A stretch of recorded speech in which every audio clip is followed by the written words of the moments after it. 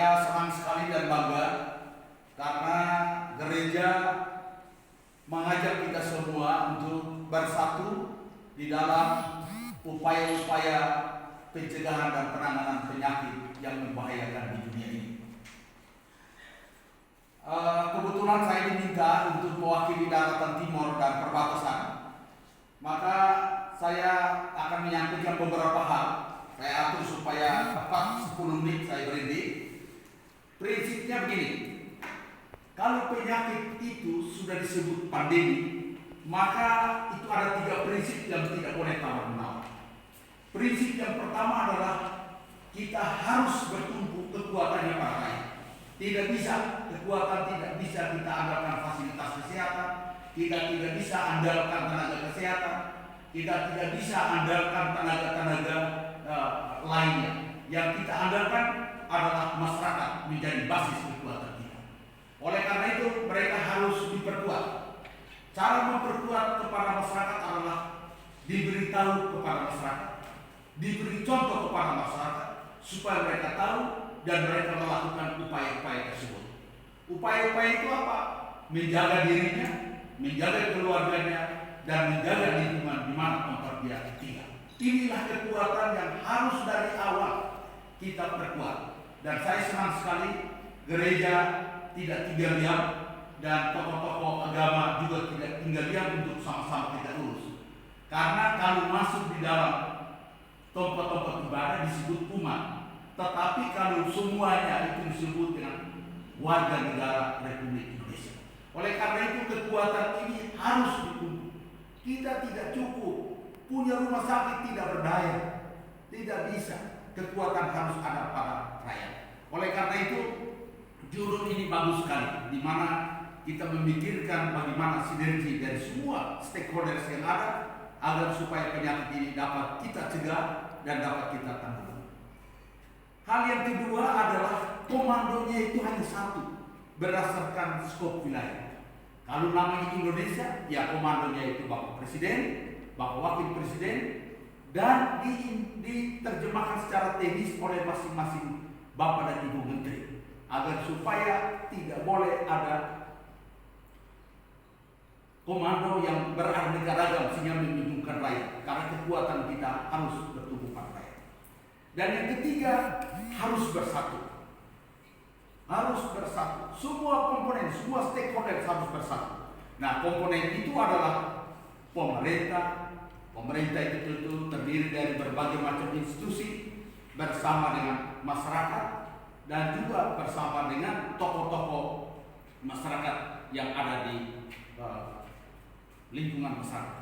Jadi itulah 3 prinsip yang tidak boleh tawar-menawar, yaitu kekuatan bertumbuh pada rakyat, komandonya tunggal, dan bersatu. Komando tunggal itu kalau Indonesia Presiden dijabarkan oleh para menteri, kemudian di level provinsi gubernur, dan di level kabupaten atau kota oleh kepala daerah bupati atau kota.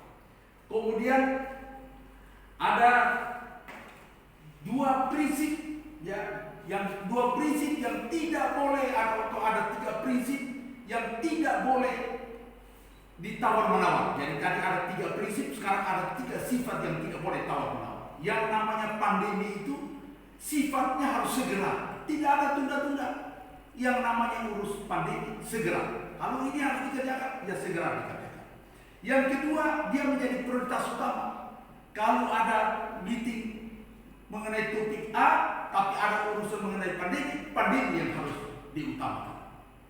Yang ketiga, itu tidak boleh ada jalan buntu. Urus pandemi tidak boleh ada jalan buntu. Katakan bilang, waduh, kami tidak ada uang, waduh, kami tidak ada tenaga, tidak boleh. Jadi 3 sifat ini harus menjadi landasan untuk modal untuk kita menangani pandemi. Dan untuk kekuatan kepada rakyat itu sederhana sekali. Beri mereka supaya mereka paham, beri mereka supaya mereka tahu, beri mereka contoh supaya mereka tiru, dan setelah itu mereka akan jaga diri mereka akan jaga keluarga mereka akan jaga masyarakat di tempat di mana mereka tinggal. Inilah yang harus kita perhatikan. Ada beberapa hal yang menjadi persoalan ketika kita menata atau mencegah dan mengurus pandemi ini. Kita terlalu banyak adu kepintaran. Boleh berbeda pendapat, tapi dalam forum-forum terbatas, tidak boleh di daerah publik karena itu akan menggoyahkan ketahanan daripada masyarakat. Perbedaan pendapat itu baik, tetapi tidak boleh ada jalan buntu, harus merujuk untuk kita mendapatkan solusinya. Sebagai contoh, kami sebagai studi kasus di Melaka, kami begitu diketahui bahwa kita ada darurat kesehatan,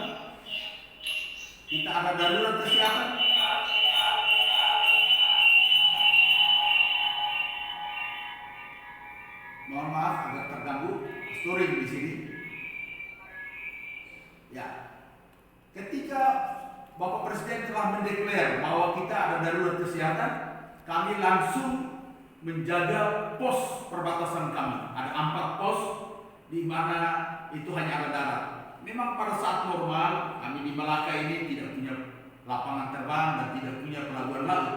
Tapi pada saat seperti ini kami untung karena mobilisasi manusianya hanya lewat darat. Jadi konsentrasi kami lewat darat. Kami lakukan surveillance dengan sangat ketat.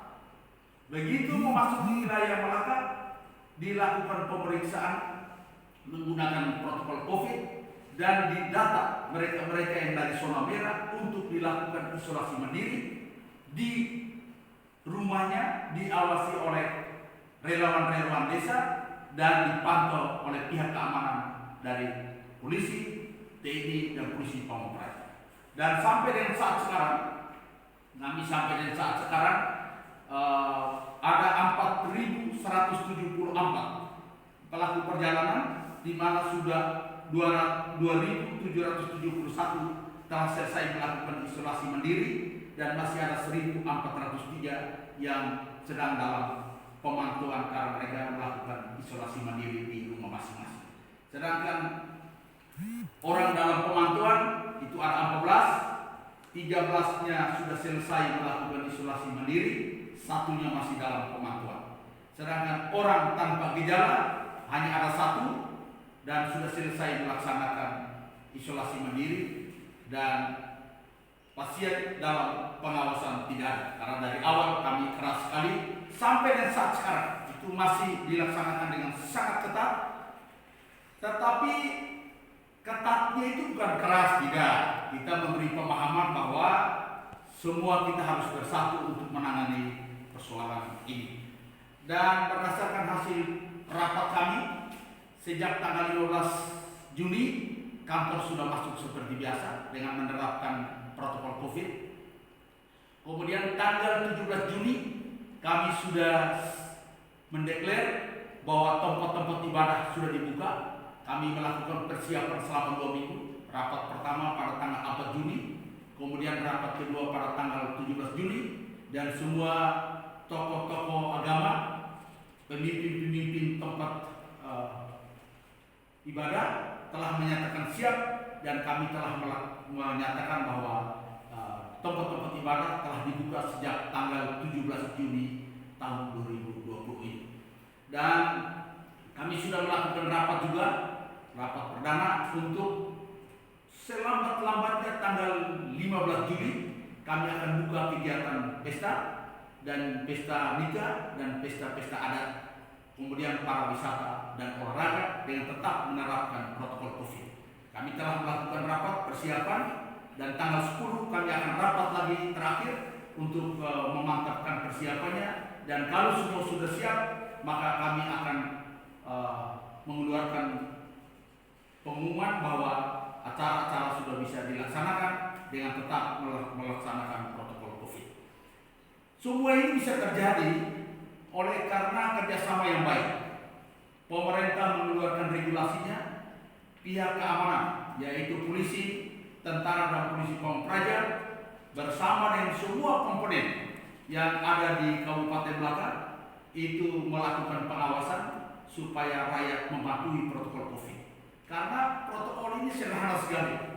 Ini hanya karena kita disiplin atau tidak. Pakai masker, kemudian cuci tangan, jaga jarak, dan tidak berkerumun. Hanya 4 hal yang sederhana yang bisa dilakukan, dan agar supaya rakyat ini atau kita semua bisa tetap ingat, maka setiap hari mobil-mobil pemerintah itu keliling-keliling untuk mengingatkan lagi bahwa COVID ini belum selesai.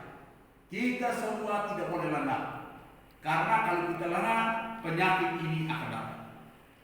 Hasil akhir dari upaya ini hanya ada 2 sebenarnya. Yang pertama, tidak boleh ada masyarakat yang terkena penyakit ini. Dan kalau toh dia terkena penyakit ini, dia tidak boleh menularkan kepada orang lain.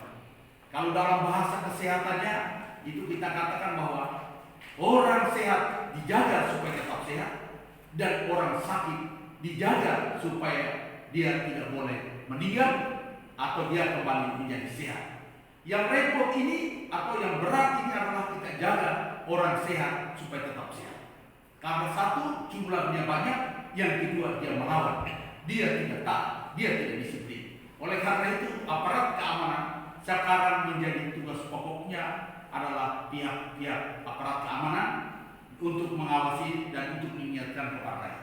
Dan saya sangat percaya lebih daripada 100%. Kalau Ibu Pendeta, kalau Bapak Uskup itu mengeluarkan himbauannya, maka rakyat akan penuh dengan hormat akan menaati itu. Dan ingatkan saja bahwa taat terhadap 4 hal tersebut pasti akan dijalankan dengan baik. Saya pada minggu lalu ketika tempat-tempat ibadah sudah dibuka, saya menugaskan para pejabat untuk ikut di tempat-tempat tersebut, dan saya senang dan bangga sekali karena mereka semua melaksanakannya dengan protokol COVID yang sangat bagus. Bahkan kalau di gereja Katolik itu sudah diberi tanda, pergi sambut itu berdiri di mana, langkah stop di mana, berdiri di mana, keluar ke mana, persis bagus sekali. Saya senang sekali karena keterlibatan kerjasama antara semua stakeholders itu dapat berlangsung dengan baik. Seperti tadi rekan-rekan saya mengatakan bahwa COVID ini tidak baik, tapi ada nilai-nilai di mana kita diajar untuk bersatu. Kita diajar supaya memberikan perhatian untuk supaya disiplin.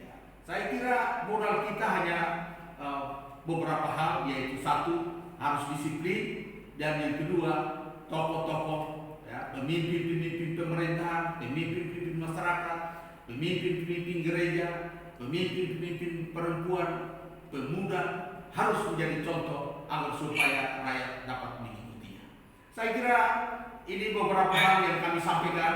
Kami mohon dukungan kita semua, terutama Bapak Uskup bersama dengan para pastor, Ibu Pendeta bersama dengan para pendeta, tokoh-tokoh agama, bapak-bapak ustadz dan tokoh-tokoh agama yang lain, berdoa kepada kita semua, terutama kepada pemerintah, supaya cerdas di dalam mengambil langkah-langkah, karena pemerintah tugasnya mengeluarkan aturan dan mengambil langkah-langkah, dan juga berdoa supaya masyarakat tidak boleh melawan terhadap protokol ini dan taat terhadap protokol ini, karena ini untuk kebaikan kita semua. Saya kira ini saja. Terima kasih atas partisipasi dari Gemit beserta panitianya yang telah mengundang kami untuk kita sharing di dalam upaya melindungi rakyat kita dari penyakit yang membahayakan. Selamat berjuang, Tuhan memberkati kita.